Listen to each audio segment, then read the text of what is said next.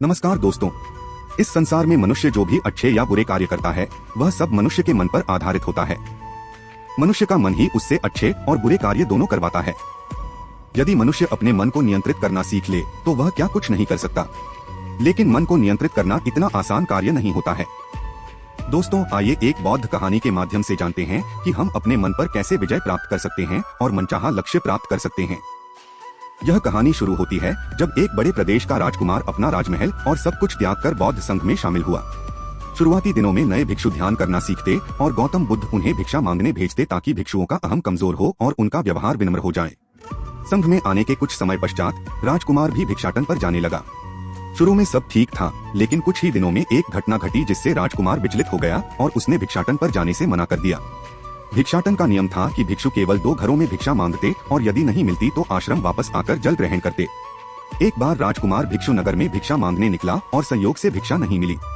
शुरू में राजकुमार भिक्षु को निराशा हुई, लेकिन कुछ ही पलों में उसका मन शांत हो गया जैसे कुछ हुआ ही ना हो।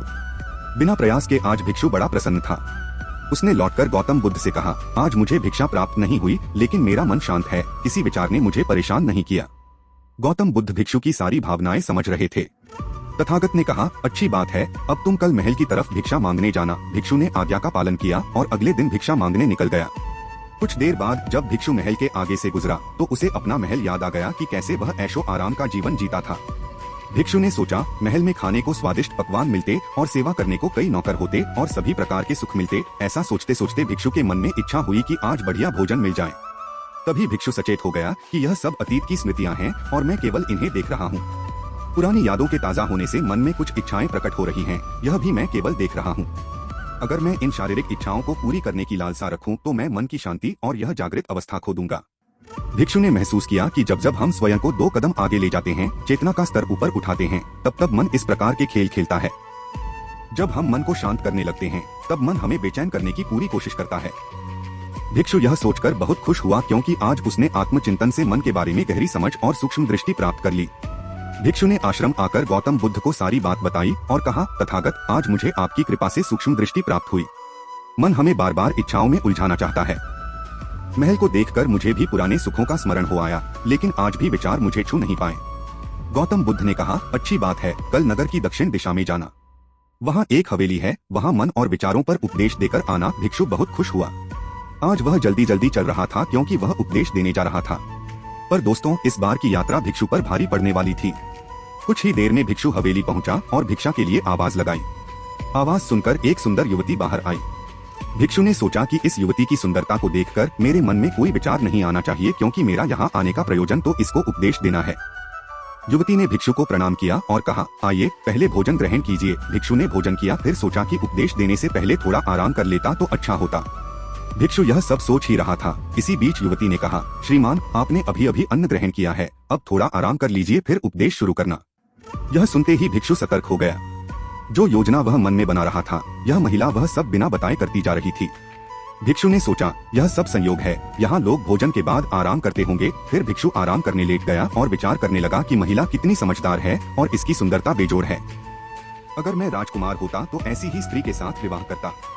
भिक्षु के मन में ऐसे ही कुछ विचार चल रहे थे। इतने में युवती फिर से आई और बोली, अगर आप राजकुमार होते तो मुझे उपदेश कैसे देते? भिक्षु जी, आप तो मुझे उपदेश देने आए थे ना। युवती का इतना कहते ही भिक्षु स्पष्ट हो गया कि युवती तो मन पढ़ सकती है। भिक्षु घबरा गया और हाथ जोड़कर पूछा, क्या आप मेरा मन पढ़ सकती हैं?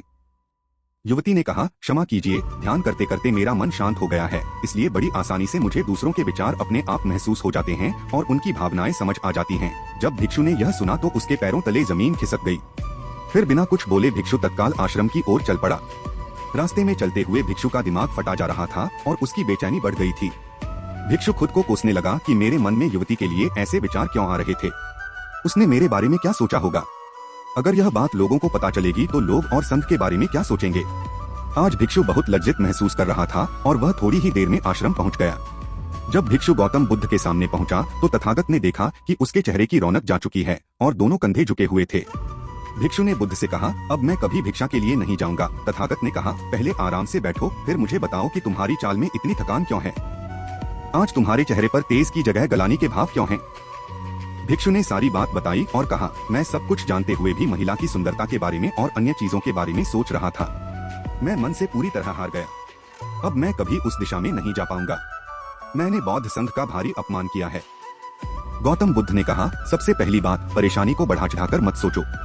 अगर कुछ बुरा हो जाए तो एकदम से यह मत सोचो कि सब खत्म हो गया। बिना सोचे निष्कर्ष पर मत जाओ। दूसरी बात, ध्यान दो कि कहीं तुम नकारात्मक विचारों के साथ अतिशयोक्ति करने वाले शब्दों का प्रयोग तो नहीं कर रहे, जैसे मैं हमेशा हारता हूँ, जीवन में कुछ नहीं बचा, मैं मन से पूरी तरह हार गया, मेरे साथ कोई नहीं है। क्योंकि ऐसा करने से मन अति भावुक और विचलित हो जाता है और नकारात्मक विचारों के चक्र में फंसा रहता है। तथागत के शब्दों से राजकुमार भिक्षु के मन को सांत्वना मिली। भिक्षु ने पूछा, अगर मैंने अपने मन को जीत लिया था तो फिर मन ने मुझे परेशान क्यों किया? गौतम बुद्ध ने कहा, सबसे पहले यह समझो कि विचार पैदा कैसे होते हैं। पहले बाहर कुछ हुआ, फिर उस घटना के प्रति अंतर्मन ने प्रतिक्रिया की। इस कारण शरीर में भावना या सनसनी पैदा हुई। फिर इस सेंसेशन या फीलिंग के प्रति तुम्हारे सचेत मन ने यानी कॉन्शियस माइंड ने प्रतिक्रिया की। इस आखिरी स्टेप को हम विचार कहते हैं। भिक्षु ने पूछा, हमको परेशान करने की विचारों में इतनी शक्ति आती कहां से है? गौतम बुद्ध ने कहा, हम खुद विचारों को यह शक्ति प्रदान करते हैं। जब आप जजमेंट और सही गलत के टैग लगाकर विचारों को देखते हो तो उनके प्रति रिएक्ट करने लगते हो। एक विचार के साथ अन्य विचार भी सोचने लगते हो।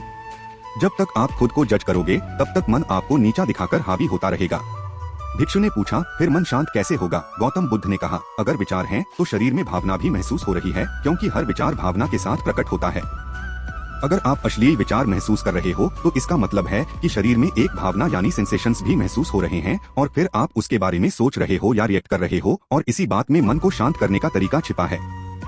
हर विचार को देखना कठिन है क्योंकि विचारों का वेग तेज है, लेकिन शरीर में महसूस हो रही भावना यानी सेंसेशंस को देखना आसान है क्योंकि यह देर तक बनी रहती है। अगर इन्हें बिना जजमेंट के सही गलत का मतलब लगाए बिना सिर्फ देखा जाए तो यह गायब भी हो जाती है। तब मन के पीछे जो शांति है वह प्रकट होती है और उस शांति में एहसास होता है कि मन हमारा कुछ नहीं बिगाड़ सकता। हमारा अंतर मन कैसे ठीक होता है? नॉन जजमेंट से। अगर हम किसी भी इंसान या घटना या फिर अपने मन को बिना जजमेंट के देखते हैं तो मन के साथ साथ अंतर मन अपने आप स्वस्थ और शांत होने लगता है।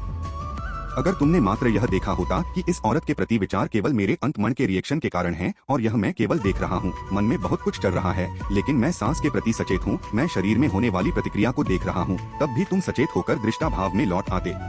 मन के पीछे जो शांति है वह हमारी सबसे बड़ी ताकत है। हम बड़ी आसानी से विचारों को कुशांत कर सकते हैं और एक दिन यह जान सकते हैं कि किसी भी प्रकार का विचार, चिंता असल में इस शांति को पार नहीं कर सकता। हम हमेशा विचारों से अछूते हैं। गौतम बुद्ध कहते हैं, तुम याद रखो, विचार तुमसे हैं, तुम विचारों से नहीं। तुम हमेशा ही अपने विचारों से शक्तिशाली हो, अपने डरों और चिंताओं से शक्तिशाली हो। अब तुम अगले 7 दिन युवती के घर भिक्षा मांगने जाओगे और ध्यान रखना, अपने विचारों को जज मत करना। अच्छे बुरे विचार केवल तुम्हारा द्वार खटखटाते हैं, तुम केवल इतना याद रखना कि तुम वह शांति हो जिसमें सब प्रकट हो रहा है। अगले दिन भिक्षु पूरे मार्ग जागृत होकर चला। महिला के घर जाने से पहले थोड़ी घबराहट हुई, लेकिन भिक्षु दृष्टा भाव में बना रहा। विचारों को, शरीर में उठ रही भावनाओं को, डरों को, गिल्ट को, सबको बस देखता रहा।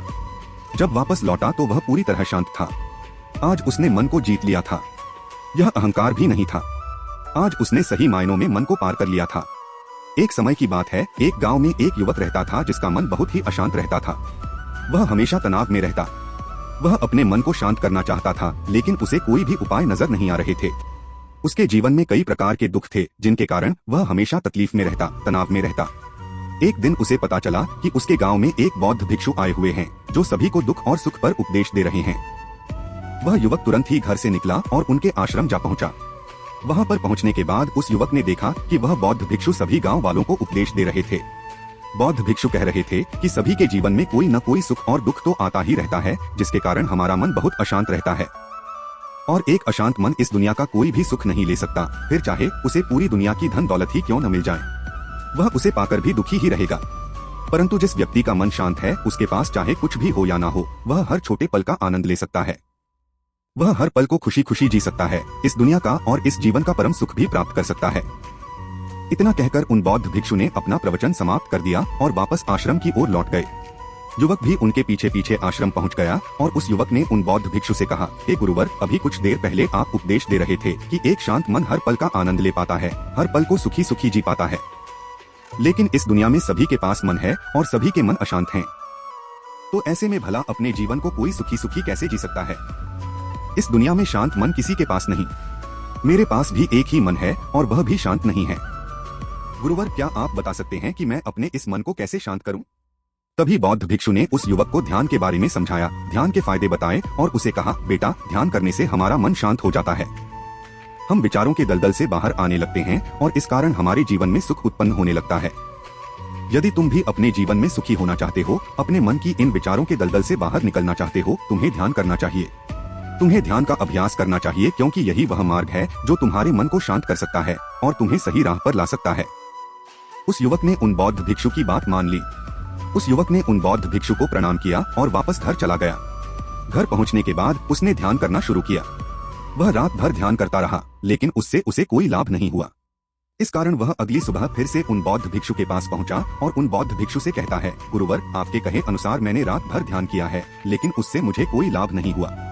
मेरा मन तो अभी भी अशांत है। आप तो कह रहे थे कि ध्यान करने से हमारा मन शांत हो जाता है। तभी वह बौद्ध भिक्षु उस युवक से कहते हैं, ध्यान कोई एक बार करने की चीज नहीं है, यह तो अभ्यास है और धीरे धीरे समय के साथ मन शांत होता जाएगा। इस पर वह युवक कहता है, हे गुरुवर, मेरे पास इतना समय नहीं है। मुझे कोई ऐसा मार्ग बताइए जिससे जल्दी जल्दी मेरा मन शांत हो जाए और मैं खुशी खुशी अपना जीवन जीने लग जाऊं। ऐसे तो मेरा बहुत समय बर्बाद हो जाएगा। मुझे कुछ ऐसा बताइए गुरुदेव, जिससे मेरा मन आज के आज और अभी शांत हो जाए, जिससे मैं सुख की अनुभूति कर पाऊं, मुझे सुकून मिले।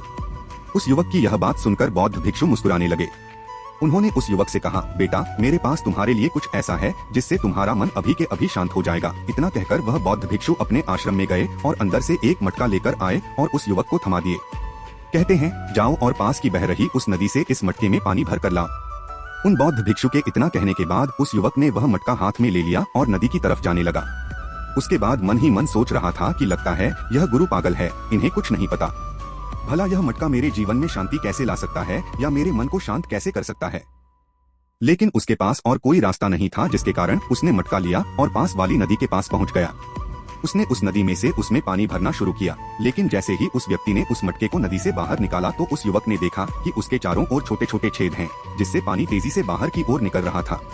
उसने लगातार कई बार प्रयास किए, लेकिन काफी बार कोशिश करने के बाद भी वह उस मटके को पूरा नहीं भर पाया और थक-हार कर उन बौद्ध भिक्षु के पास वापस लौटा और क्रोधित होकर कहता है, गुरुवर, आपने यह कैसा मटका दिया है? इसके चारों तरफ तो छेद हैं। भला मैं इसमें पानी कैसे भर कर ला सकता हूँ? जब भी मैं पानी भरता हूँ, इस मटके के छेद से सारा पानी बाहर निकल जाता है। इसको मैं पूरा नहीं भर सकता।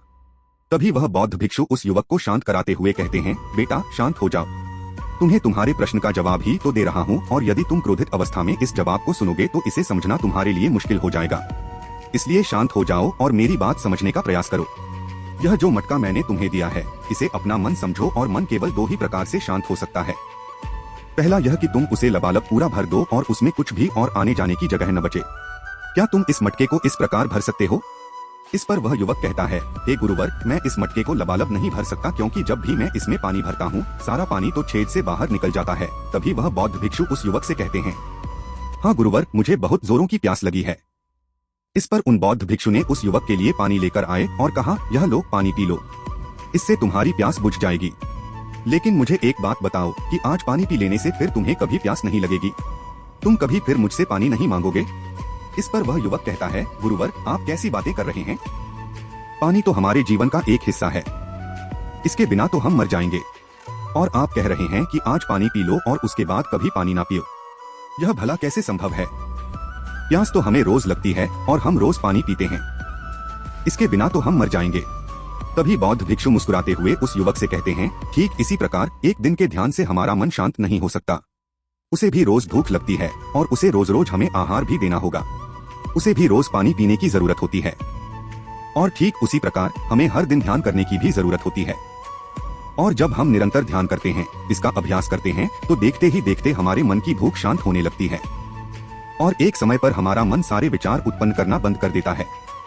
तब वह बाहर से कुछ भी ग्रहण नहीं कर पाता और जो कोई भी विचार हमारे भीतर हैं, वे सारे विचार देखते ही देखते समाप्त हो जाते हैं और इसी प्रकार धीरे धीरे हमारा मन शांत होने लगता है।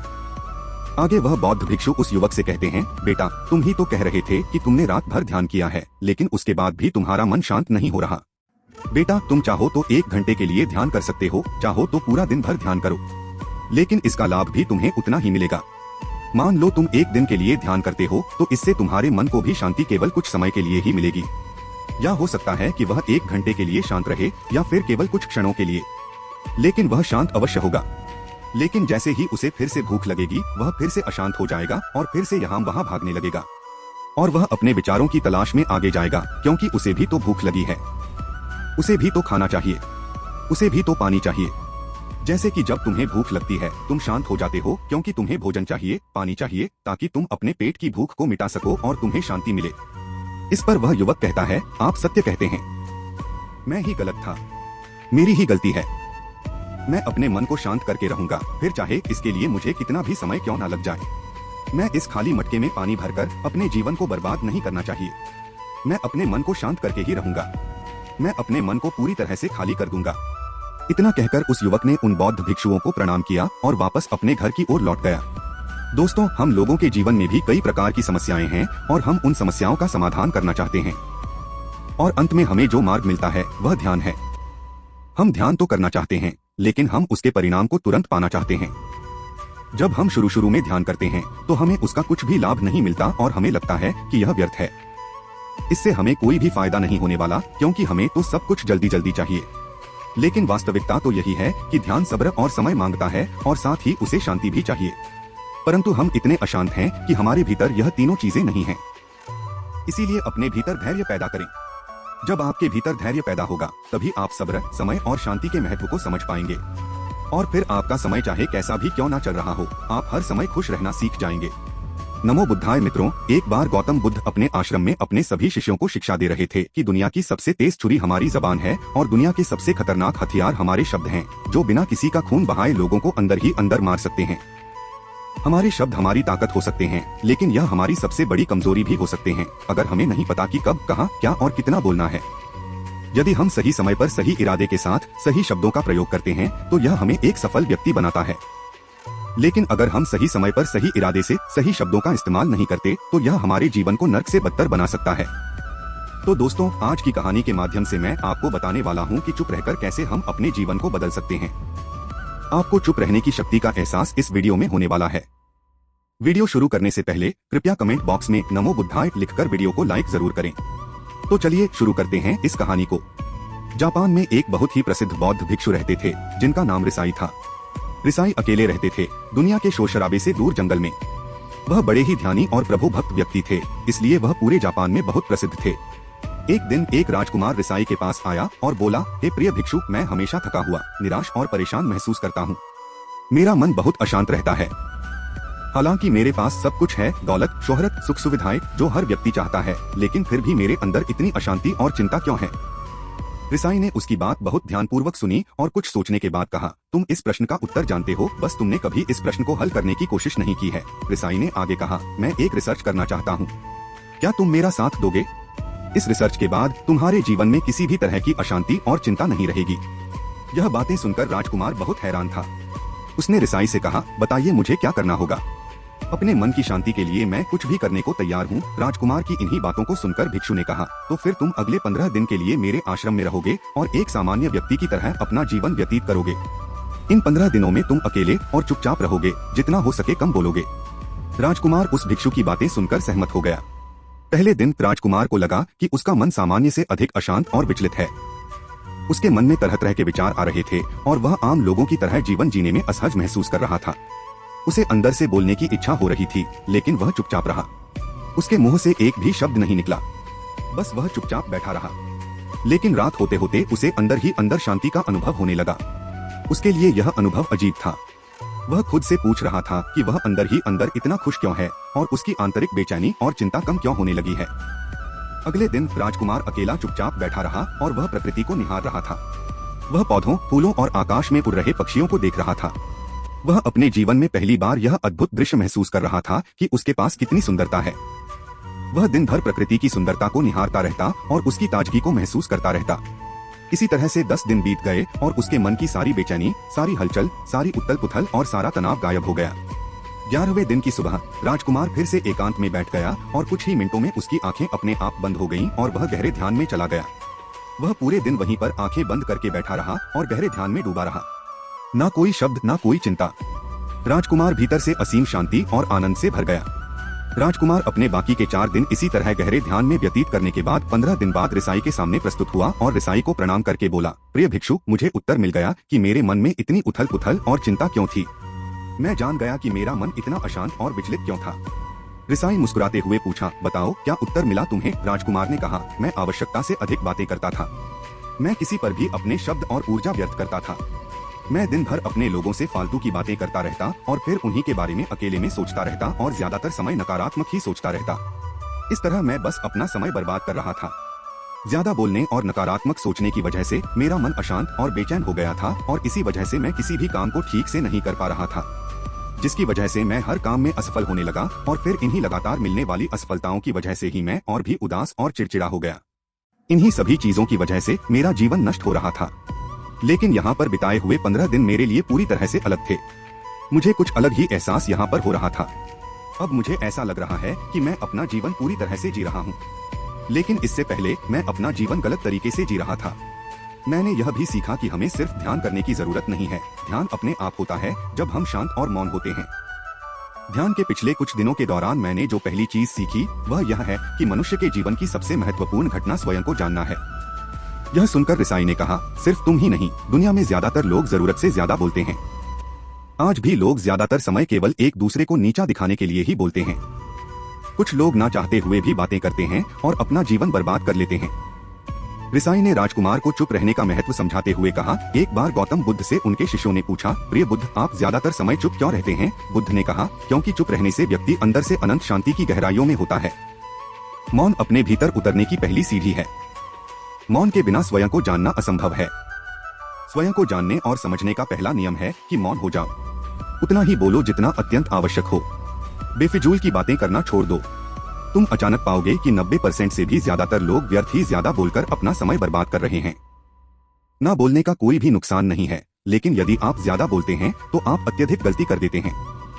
अगर व्यक्ति कम बोलना शुरू कर दे तो दुनिया की 90% मुसीबतें कम हो जाएंगी, झगड़े फसाद कम हो जाएंगे, उपद्रव कम हो जाएंगे, अदालतें कम हो जाएंगी।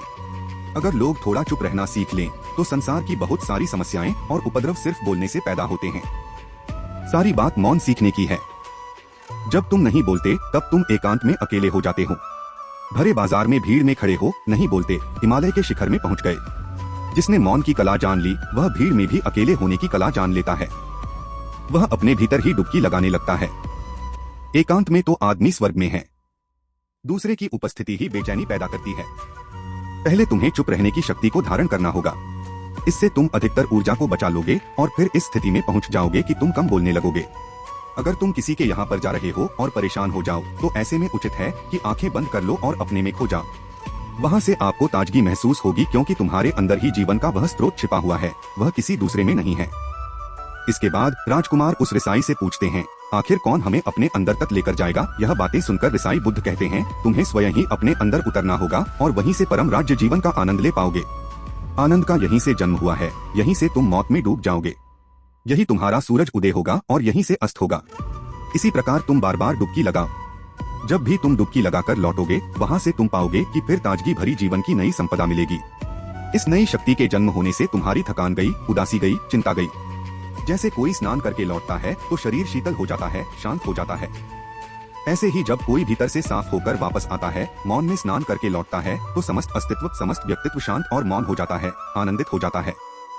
जब तुम आंतरिक मौन की उस पराकाष्ठा पर पहुंच जाओगे तब तुम पाओगे कि बोलने से भी तुम्हारा मौन खंडित नहीं होता, वह बना ही रहता है। उसकी एक अंतर्धारा लगातार तुम्हारे भीतर बहती रहती है। तुम बोलते तो हो, शब्दों का उपयोग भी करते हो, लेकिन वह तुम्हारे मौन को खंडित नहीं कर पाती। एक बार गहरे मौन में स्थिर हो जाओ, फिर तुम्हारी वाणी में भी मिठास आ जाएगी। तुम्हारा बोलना संगीतपूर्ण होगा, तुम्हारा बोलना सत्य होगा। तुम बोलोगे तो दूसरों पर भी शीतलता छा जाएगी। जैसे ही तुम अंदर से चुप होते हो, तुम इतने शक्तिशाली होने लगते हो कि समाज की निर्भरता तुम छोड़ने लगते हो और तुम्हारे जीवन में एक मस्ती आती है जो केवल दीवानों के जीवन में होती है। तुम्हारे चेहरे पर एक नई रौनक आ जाती है, तुम्हारी आंखें किसी अमृत के समान हो जाती हैं और तुम अनंत शांति के समुद्र में डूबने लगते हो। इतना कहकर भिक्षु रिसाई ने अपनी बात खत्म की और वह मौन में चले गए। राजकुमार उनका धन्यवाद कर अपने महल में चला गया। दोस्तों, आपने भी अनुभव किया होगा कि बहुत ज्यादा बात करने से दिमाग अशांत हो जाता है। जब हम अपने दिमाग पर नियंत्रण खो देते हैं और ध्यान भटक जाता है तो हम जीवन की सच्चाई नहीं समझ पाते और न ही मनचाही सफलता प्राप्त कर पाते हैं। जो लोग बहुत ज्यादा बोलते हैं वे किसी एक काम पर ध्यान केंद्रित नहीं कर पाते और अक्सर हंसी का पात्र बन जाते हैं। इसके विपरीत जो लोग कम बोलते हैं और अपनी बात पर कायम रहते हैं, उन्हें सम्मान मिलता है और लोग उनकी बातों पर भरोसा करते हैं। जो लोग जरूरत से अधिक बोलते हैं, उनका दिमाग स्थिर नहीं रहता और वे जीवन में किसी भी चीज में सफल नहीं हो पाते। बुद्धिमान व्यक्ति वही है जो जानता है कि कब, कहां और क्या बोलना है। ऐसे व्यक्ति का व्यक्तित्व आकर्षण का केंद्र बन जाता है और वह जो कुछ भी करता है उसमें सफल होता है। महान और सफल व्यक्तियों की विशेषता होती है कि वे कम बोलते हैं और कम शब्दों में अपनी बात समाप्त कर देते हैं। वे बोलने से पहले गहराई से सोचते हैं। जो लोग बहुत ज्यादा बोलते हैं, वे अक्सर झूठ बोलते हैं और दूसरों के मन और विचारों पर कचरा डालते हैं। इसलिए उनके अपने भी उनसे नफरत करने लगते हैं। भारतीय उपनिषदों में कहा गया है कि हमारे शब्द वास्तविक ब्रह्मा शक्ति हैं। मौन से धैर्य आता है, धैर्य से ध्यान और ध्यान से हम अपने जीवन के बारे में जागरूक हो जाते हैं। इसलिए हमें चुप रहने का अभ्यास करना चाहिए और केवल वही बोलना चाहिए जो जरूरी है। रोज कम से कम 30 मिनट एकांत में चुपचाप बैठने का प्रयास करें। अगर आप हस्त मैथुन की आदत से छुटकारा पाना चाहते हैं और अपनी जिंदगी को नई दिशा देना चाहते हैं, तो ब्रह्मचर्य का पालन करें। वीर्य एक ऐसी शक्ति है जिसमें नए जीवन के निर्माण की ताकत है। इसे जबरदस्ती रोकने की बजाय इसे अपने लक्ष्य की दिशा में निर्धारित करें। इस ऊर्जा को सही दिशा में लगाकर आप अपने जीवन में महान परिवर्तन देख सकते हैं। अपने जीवन में एक ध्येय निर्धारित कर उस पर ध्यान केंद्रित करना आवश्यक है। जब आप अपनी समस्त ऊर्जा और मनोयोग को किसी विशेष ध्येय की प्राप्ति में समर्पित करेंगे, तब हस्तमैथुन की आदत स्वतः समाप्त हो जाएगी। इस संसार में कोई भी ऐसा व्यक्ति नहीं होगा जिसे हस्तमैथुन के पश्चात पछतावा नहीं हुआ हो। जिस वीर्य को निष्कासित करने से हमें क्षणिक सुख मिलता है, उस वीर्य को अपने शरीर में संजोने से कितनी अद्भुत अनुभूति होगी, इसकी कल्पना करें। हम कितने शक्तिशाली और ऊर्जावान हो जाएंगे, यह केवल ब्रह्मचारी ही अनुभव कर सकता है। यदि आप हस्तमैथुन की आदत से सदा के लिए छुटकारा पाना चाहते हैं, तो आपको अपने मोबाइल से अश्लील वीडियो देखना पूर्णतः बंद करना होगा। इसके स्थान पर गीता या अन्य धार्मिक ग्रंथों का अध्ययन करें, शुद्ध शाकाहारी आहार ग्रहण करें और प्रतिदिन प्रातःकाल उठने का प्रयास करें। जब कभी भी आपके मन में अनुचित विचार आए, तो उस स्थान से उठकर चल दें या 20 से 30 पुशअप्स लगा लें, जिससे ध्यान गंदे विचारों की ओर न जाए। रात्रि में 11 बजे तक सो जाना चाहिए और प्रातः 5 बजे तक उठ जाना चाहिए। योग एवं व्यायाम को अपने दैनिक जीवन का हिस्सा बनाएं और धार्मिक क्रियाकलापों से जुड़े रहें, जिससे मन में परिवर्तन हो सके। अधिकांश लोग जानते हैं कि ब्रह्मचर्य का पालन करने से जीवन में अनेक लाभ होते हैं। इन लाभों को प्राप्त करने के लिए कुछ लोग ब्रह्मचर्य का पालन करना प्रारंभ करते हैं, किंतु कई लोग इसमें सफल नहीं हो पाते और कुछ ही दिनों में नियम तोड़ देते हैं। कुछ लोग थोड़े ही समय में ब्रह्मचर्य का पालन करने के बाद अपने शरीर और जीवन में कोई लाभ न देखकर निराश हो जाते हैं और ब्रह्मचर्य तोड़ देते हैं। परंतु क्या आपको पता है कि ब्रह्मचर्य का प्रभाव देखने के लिए कुछ समय की प्रतीक्षा करनी पड़ती है। इसके पश्चात ही ब्रह्मचर्य का प्रभाव दिखने लगता है। आज हम इस वीडियो के माध्यम से बताएंगे कि ब्रह्मचर्य का प्रभाव कितने दिन में दिखता है और इसके क्या क्या लाभ हैं। यदि पूछा जाए कि इसका असर कितने दिन में दिखता है, तो पहले या दूसरे दिन से ही प्रभाव दिखने लगता है। इसका अर्थ यह नहीं है कि आप पहले पतले थे और अब अचानक मोटे हो जाएंगे। यदि आपने लंबे समय से हस्तमैथुन किया है और आपकी समस्त ऊर्जा व्यर्थ हो गई है, तो दूसरे दिन से ही ऊर्जा पुनः मिलने लगेगी। लेकिन कई लोगों को यह अनुभव नहीं होता, क्योंकि उन्हें यह महसूस नहीं होता कि उनके भीतर ऊर्जा आ रही है। वे लोग निरंतर उस विषय पर विचारमग्न रहते हैं और पछताते रहते हैं, जिससे वे अपने भीतर की ऊर्जा को पहचान नहीं पाते हैं। यदि आप ब्रह्मचर्य के सभी लाभों का अनुभव करना चाहते हैं, जो आपने इंटरनेट पर देखे हैं या दूसरों से सुने हैं, तो आपको कम से कम 3 महीने तक ब्रह्मचर्य का पालन करना होगा। यह सुनकर आप वीडियो छोड़कर जाने की जल्दी न करें कि इतना समय कौन ब्रह्मचर्य का पालन करेगा। एक बात बताएं, बचपन से लेकर आज तक आपने कितना हस्तमैथुन किया है और कितना वीर्य व्यर्थ किया है? 2 या 3 साल या शायद उससे भी अधिक? तो सोचें, जब आपने वर्षों उस गलत कार्य में बर्बाद कर दिए, तो 3 महीने उस वीर्य की भरपाई के लिए बहुत कम है। मैं जानता हूँ किसी भी आदत का पालन करना उतना मुश्किल नहीं है जितना उसे छोड़ना। कुछ लोग 3 महीने के पहले ही ब्रह्मचर्य का पालन तोड़ देते हैं। यदि आप ऐसा करते हैं, तो आपको इसका कोई लाभ नहीं दिखेगा। ब्रह्मचर्य का प्रभाव देखने के लिए आपको कम से कम 3 महीने का समय देना ही होगा। यदि आप 90 दिन ब्रह्मचर्य का पालन करने में सफल हो गए, तो आपको इसका लाभ अवश्य दिखाई देगा। आइए अब जानते हैं कि इसके क्या क्या लाभ हैं। वैसे तो इसके लाभ कई हैं, मेरे बताने से आपको अच्छा लगेगा, लेकिन जब आप खुद इस शक्ति को महसूस करेंगे, तो आपको और भी बेहतर लगेगा। मैं कुछ लाभों के बारे में आपको बता देता हूँ। पहला लाभ यह है कि शरीर की ऊर्जा में वृद्धि होती है। ब्रह्मचर्य का पालन करने से शरीर की ऊर्जा में बढ़ोतरी होती है, यानी इसकी मदद से हम स्वयं को अत्यंत ऊर्जावान महसूस करते हैं। यह ऊर्जा ब्रह्मचर्य से आती है। आपको पता होना चाहिए कि ब्रह्मचर्य का पालन करने से आप अपने आप को बेहतर महसूस करते हैं और थकान इतनी आसानी से नहीं होती है। लेकिन जो लोग ब्रह्मचर्य का पालन नहीं करते, वे एक प्रकार से दुर्बल लगते हैं और उनके शरीर में वह जान नहीं होती जो होनी चाहिए। पहलवानी या बॉडी बनाने वाले लोग ब्रह्मचर्य का पालन करते हैं और कई दिनों तक ब्रह्मचर्य का पालन करते हैं। यह सब करना आसान नहीं है, लेकिन फिर भी उन्हें करना पड़ता है। कुछ समय के लिए ब्रह्मचर्य का पालन करने की कोशिश करें, आपको पता चल जाएगा कि इससे शरीर की ऊर्जा कैसे बढ़ती है।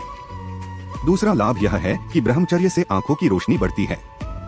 ब्रह्मचर्य से आंखों की ज्योति बढ़ती है। हालांकि इसके ऊपर किसी तरह का शोध उपलब्ध नहीं है, लेकिन यह सत्य है।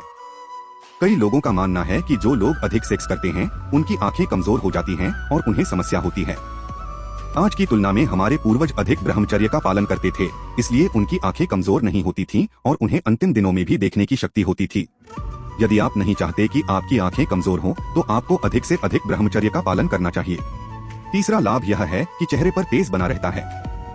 ब्रह्मचर्य का पालन करने से चेहरे पर तेज आता है, यानी बिना किसी मेकअप के चेहरा चमकता है। यदि आप ब्रह्मचारी इंसान को देखेंगे तो उसका चेहरा चमकता हुआ मिलेगा, वहीं एक सामान्य इंसान का चेहरा लटका हुआ लगेगा। ब्रह्मचर्य की यह एक बड़ी निशानी है। यदि आप अपने चेहरे पर तेज लाना चाहते हैं तो अधिक से अधिक ब्रह्मचर्य का पालन करें। ब्रह्मचर्य आपके दिमाग की एकाग्रता को मजबूत करता है, यानी आपके दिमाग को अत्यधिक तेज कर देता है। ब्रह्मचर्य का पालन करने से दिमाग की एकाग्रता मजबूत होती है। आम लोगों के दिमाग भटकते रहते हैं, लेकिन ब्रह्मचर्य का पालन करने वाले लोगों के साथ ऐसा नहीं होता। जब तक दिमाग एकाग्र नहीं होगा, तब तक मन को शांति नहीं मिलेगी। इसीलिए आपको अपने दिमाग को शांत करने के बारे में विचार करना चाहिए। अगला लाभ यह है कि आपकी नजरों में इज्जत बढ़ जाएगी। जब हम गलत काम करते हैं तो हमारे मन में एक सोच होती है कि काश हम यह गलत काम न करें। जैसे किसी विवाहित स्त्री के साथ संबंध बनाना गलत है, लेकिन आदतों के चलते आप मजबूर हो जाते हैं और खुद के सामने नजरें नहीं उठा पाते। लेकिन जब आप ब्रह्मचर्य का पालन करते हैं तो बुरे काम छोड़ देते हैं, जिससे आपकी नजरों में इज्जत बढ़ जाती है और गर्व से कह सकते हैं कि हाँ, मैं सही कर रहा हूँ। अंतिम लाभ यह है कि मन और इंद्रियों को काबू करना आसान हो जाता है। मन ही सबसे बड़ा विनाश का कारण होता है। अगर आप मन को नियंत्रित नहीं करते तो यह आपके विनाश का कारण बन सकता है। ब्रह्मचर्य पालन का अभ्यास करने से आपको काफी फायदा होता है, क्योंकि इससे एकाग्रता शक्ति बढ़ती है और मन को नियंत्रित करना आसान हो जाता है। मन में दूसरी वासनाएं होती हैं जो नुकसान पहुंचा सकती हैं, लेकिन ब्रह्मचर्य पालन से आप इनसे छुटकारा पा सकते हैं। आगामी वर्ष में प्रवेश करने का सही तरीका यह है कि आप अच्छे संकल्प के साथ प्रवेश करें। अब तक का जीवन जैसा भी रहा हो, आगामी जीवन बेहतर होगा। उन चीजों को प्राप्त करें जो अब तक नहीं कर पाए। अपनी क्षमताओं का पूर्ण प्रयोग करें और उन्हें विकसित करें। विद्वानों ने कहा है कि आपका शरीर आपके वीर्य के अधीन है। यदि आप मन पर नियंत्रण नहीं रखते तो वीर्य सुरक्षित नहीं रह सकता और गंदी क्रियाओं के माध्यम से बाहर जाएगा। यदि वीर्य बाहर जाता है तो आप शरीर को ठीक नहीं रख सकते और इसकी शक्तियों का प्रयोग नहीं कर सकते। ब्रह्मचर्य का पालन करने से इंद्रियां अंतर्मुखी हो जाती हैं और मन पर नियंत्रण शुरू हो जाता है। इस प्रकार आप अपनी पढ़ाई, व्यवसाय और कार्यों पर अधिक ध्यान दे सकते हैं। वीर्य सुरक्षित होने पर यह ओजस्वी रूपांतरित होता है और आपकी ऊर्जा का विकास करता है। आजकल के समय में कई लोग बड़े बड़े मंचों पर जाकर यह दावा करते हैं कि ब्रह्मचर्य निरर्थक है और नियमित रूप से हस्तमैथुन करने में कोई हानि नहीं है। उनका कहना है कि यह क्रियाएं स्वप्न दोष के माध्यम से शरीर से बाहर निकल जाती हैं। हालांकि ब्रह्मचर्य का व्यापक अर्थ होता है, लेकिन वीर्य संरक्षण भी इसका एक अनिवार्य भाग है। इस तथ्य से कोई इनकार नहीं कर सकता। आपको अपने मन में ब्रह्मचर्य के महत्व को दृढ़ करना होगा, क्योंकि अगर यह दृढ़ नहीं हुआ तो आप किसी भी व्यक्ति के प्रभाव में आ सकते हैं और उसकी बातों के अनुसार गलत मार्ग पर चलने लगेंगे, जिससे आपका जीवन नष्ट हो सकता है। कामनाएं और वासना व्यक्ति के ज्ञान को ढक लेती हैं। जब वासना का प्रभाव होता है तो अश्लील विचार और क्रियाएं आपके दिमाग में आती हैं, जो आपको गलत मार्ग पर ले जाती हैं। जिस व्यक्ति को यह ज्ञात हो जाता है कि ये क्रियाएं कितनी विनाशकारी हैं, वह इन्हें अपना शत्रु मानता है और उनका त्याग करता है।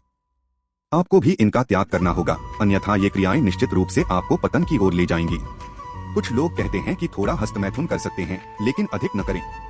हालांकि ऐसा नहीं है। अगर आप ब्रह्मचर्य के मार्ग पर चलना चाहते हैं तो आपको समझना होगा कि ये क्रियाएं आपके विवेक और समझ को ढक देती हैं और आपको भ्रष्ट कर देती हैं। शुरुआती समय में जब आप ब्रह्मचर्य का पालन करेंगे तो विचार आना बंद नहीं होंगे और आपका मन आपको भटकाएगा, लेकिन आपको कोई क्रिया नहीं करनी है। विचार आएंगे, लेकिन आपको उन्हें सहन करना होगा। भगवान भी कहते हैं कि इन विचारों को सहन करते करते एक दिन आप इन वासनाओं से ऊपर उठ जाएंगे। अगर आपने संकल्प किया है कि कोई क्रिया नहीं करनी है तो अगली बार वेग कमजोर होकर आएगा, यह निश्चित है। ब्रह्मचर्य के मार्ग पर जितना आगे बढ़ेंगे, यह मार्ग उतना ही सरल होता जाएगा।